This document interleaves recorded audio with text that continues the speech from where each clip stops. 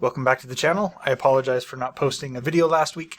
It was avoidable, but I'm lazy. So anyway, I recently finished this book, The 13th Witch.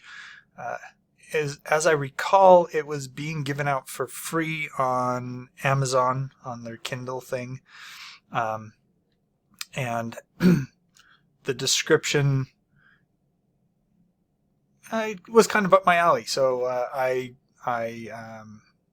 downloaded it on the off chance that I would like it, and lo and behold, yes, I did. I did enjoy this book. I'm probably going to look into getting the rest of the series. This is the first book of The King's Watch, and as it says there, it's a Conrad Clark novel. So, The 13th Witch by Mark Hayden. I am assuming that I'm pronouncing that correctly. I have a friend named Hayden, and that's how he spells his name. So I'm assuming that that is how Mark pronounces his last name. But anyway, moving on. So Conrad Clark is a former helicopter pilot from the RAF. Now, just that alone is not necessarily explanatory in and of itself, but you get the sense, it's never really put out there, that Conrad is not above doing things that are slightly on the shady side. The first thing that the first thing that we find him doing, in fact, is trying to hide an AK-47 that was used to commit a crime. Now, you don't really get the sense that it was him that committed the crime, but that maybe he was involved, and he's trying to hide this gun. This takes place in England, so he's driving. I forget what road. It could be the M4, but don't quote me on that. Anyway, he's driving down what we would consider it to be a highway or a freeway. And he's not going very fast because he's driving a Land Rover, and that's more of an off-road vehicle, even though it's, I would say it's kind of on the upscale side of off-road vehicles. Anyway, he because of some injuries he sustained, that you kind of got the feeling that that's why he is a former RAF pilot, and not that the injuries were sustained doing something questionable. They were sustained in the line of duty. His helicopter crashed and he was injured because of it. But he says that he's been seeing things. There's this figure that he keeps seeing when he, kind of by himself and whatnot. And this figure actually starts interacting with him. He gets a phone call while he's driving, and it says on his phone, the caller ID says Allfather. Now, for those of you who are up on your Norse mythology, you know who the Allfather is. It's Odin, for those of you who are unfamiliar. So the figure that he keeps seeing turns out to be Odin the Allfather. And it turns out that prior to his injury, he was what you would consider a normal, ordinary human being. But because of his injury, he now has not a sixth sense, but he's now able to access, for want of a better word, the hidden world, that which is hidden from normal people. He has the ability now to sense and manipulate magic. It's not a very strong sense, and he does find out from other people that his magic is very, very weak. But he now has this ability, and he's approached by the Allfather while he's in the process of hiding this gun. And the Allfather does indeed help him to hide the gun, but the Allfather has a request. Basically, he needs someone to help him to pay off a debt. And he is approaching Conrad in order to get this debt paid off. and in return, he gets a boon from the Allfather. And the Allfather, he does agree to this this exchange, and he is made the Allfather's representative, and he's told where he needs to go and who he needs to contact, etc. And one of the things that he is given at this point in time is this opportunity to join the King's Watch. The King's Watch being kind of the magical police in England. They're there to help make sure that magic is not misused, and that those who do misuse magic are punished for trying to do things that are illegal. So he being Conrad in this case, being at this point in his life kind of directionless.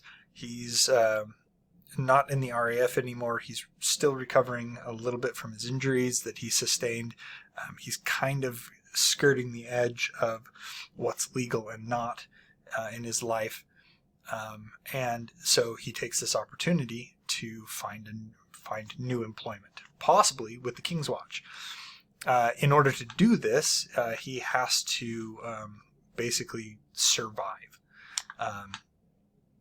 And in fact, this is what is one of the aspects that brought the Allfather to him. He makes the point that he came to Conrad not because of his massive magical talent, which he doesn't have, but because he's a survivor. He does what it takes to succeed at the mission, that kind of thing. And so he definitely takes a more grounded approach to magic and to accomplishing magical missions than people who had the talent to begin with and were schooled in magic. And in fact, he finds out that there's magic all around, and it's mostly hidden from him because, he didn't have that ability to sense or use magic to begin with. He finds out that underneath one of the banks of London is a secret dwarven enclave that has been there for who knows how long. Now, when I say dwarf, don't think Tolkien dwarfs, because that's not the kind of dwarfs that these are. Think more of a short Gollum. And I don't mean Gollum from Lord of the Rings. I mean Gollum from Hebrew mythology. It's more of a stone man that just happens to be short. But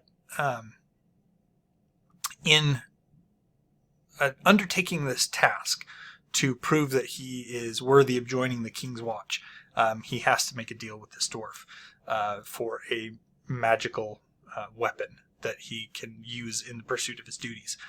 And that exchange comes in the form of, there is a coven of witches, 13 of them to be exact, and they're missing one of the witches. They don't know where she is. She's disappeared from off the face of the earth, and they can't find her.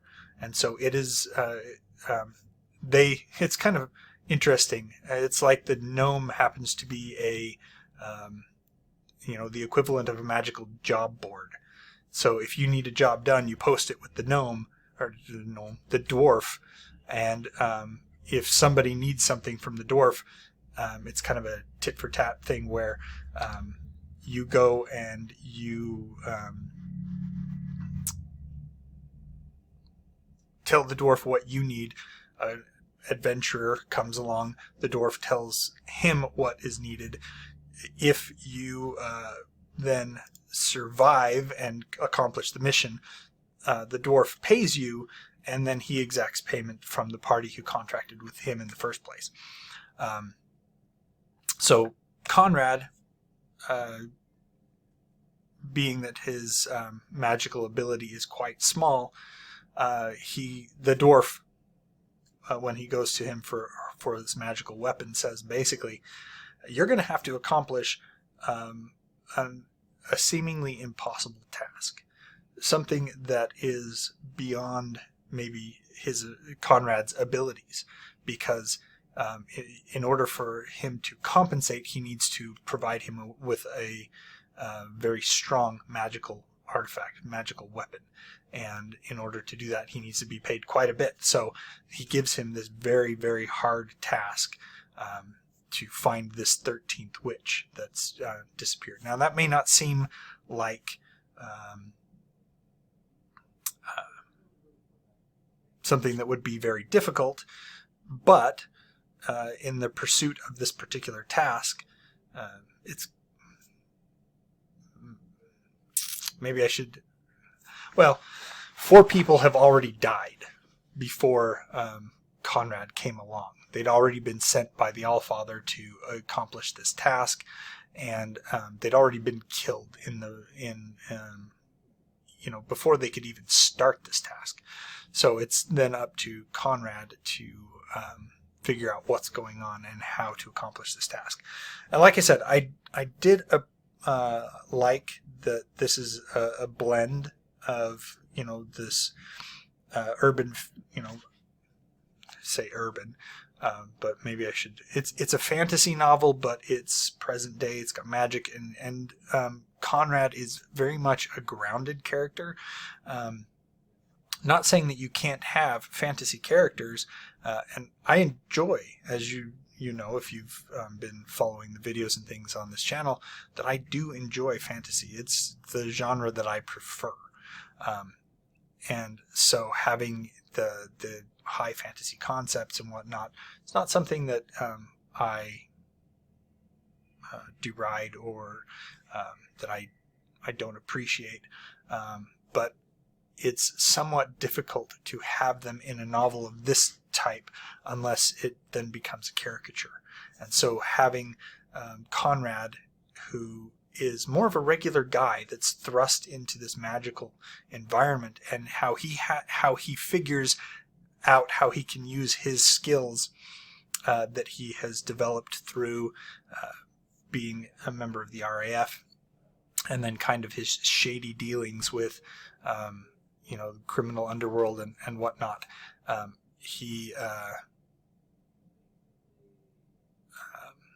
And then how he uses the skills then in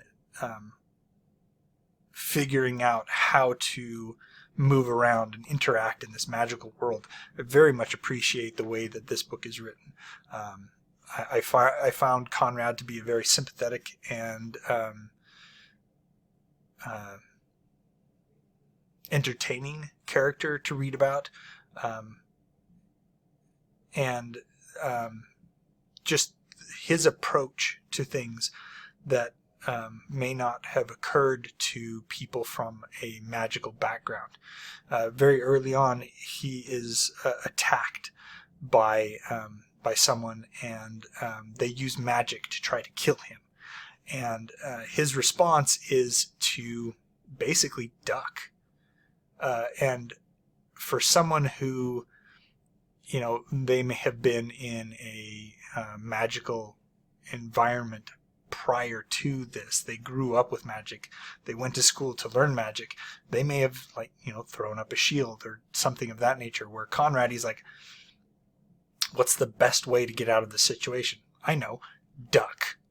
And so he has this very real world approach to dealing with magic, and it's quite refreshing. And as I said, I very much enjoyed the 13th Witch. I look forward to reading the other books in the series, and there are a number of other books in the series. The next book in the series is The Dragons of Albion. It might have a number in the title. Let me see if I can pull it up real quick. My internet has been somewhat slow today. So it's still churning. Anyway, as I said before, Mark Hayden did an excellent job writing this book. I very much enjoyed it, and I highly recommend highly recommend this book, and I look forward to the rest of the books in the series. If you have read this book, let me know your thoughts down below. As always, like and subscribe for notifications, turn the bell on, etc., and enjoy what you're reading.